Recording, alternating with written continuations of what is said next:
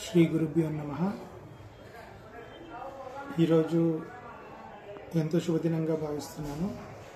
మరియు సతీష్ గారి యొక్క ఆదరణ అభిమానాలతో ఈరోజు 4th లెవెల్కు రాగలిగినందుకు చాలా చాలా సంతోషంగా ఉంది. వారు 4th లెవెల్ చేస్తున్నప్పుడు కలిగిన అనుభూతి చాలా అద్భుతంగా ఉంది. దాన్ని ఎలా ఎక్స్ప్రెస్ చేయాలో అర్థం కావట్లేదు, కానీ ఐ ఫీల్ వెరీ హ్యాపీ. చాలా రిలాక్సేషన్, చాలా మైండ్ రిలాక్సేషన్ వచ్చింది. యాక్చువల్గా నాకు ప్రేయర్లో, ఇంట్లో చేసుకున్న ప్రేయర్లో 3-4 డేస్ నుంచి నీ స్టేజ్ మారిపోతుంది అని చెప్పారు, అని వస్తూ ఉండింది. అది కాస్త ఈ విధంగా మారిందేమో అని ఒక భావన కలుగుతుంది. I feel very happy. Thankful to Satish గారు. నా పేరు డాక్టర్ భార్గవ్ కుమార్. నేను నాట్యాచార్యుడు. కూచిపూడి నృత్యాన్ని పిల్లలకు నేర్పిస్తూ నేను ప్రదర్శనలు చేస్తూ ఉంటాను. ఈ మధ్య కొంచెం తగ్గించాను నేను చేయడం, ఏజ్ ప్రకారంగా చేస్తూ ఉంటాను.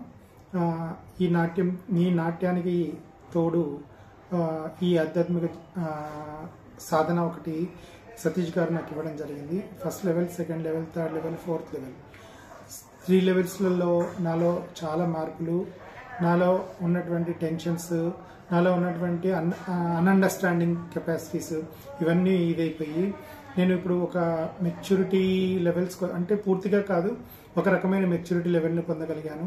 వాట్ ఈజ్ వాట్ అనే అండర్స్టాండింగ్ కెపాసిటీకి వచ్చాను. ఎందుకు జరుగుతుంది, ఏం జరుగుతుంది, మన లైఫ్లో జరిగేటివైతేనేమి, ఆధ్యాత్మికంగా జరిగేటివైతేనేమి, ఇంకా ఏం జరగబోతుంది అనేది కూడా కొన్నిసార్లు మనకు ముందే సూచనలుగా నేచర్ ఇవ్వడం జరుగుతుంది.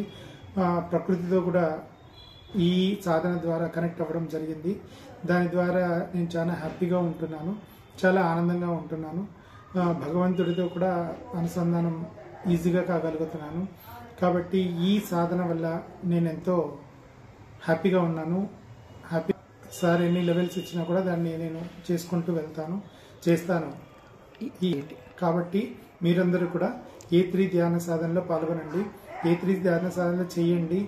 ఇనిషియేషన్ తీసుకున్న వాళ్ళందరూ కూడా క్రమం తప్పకుండా చేస్తూ పోతే కనుక ఈ రిజల్ట్స్ బాగా వస్తాయి.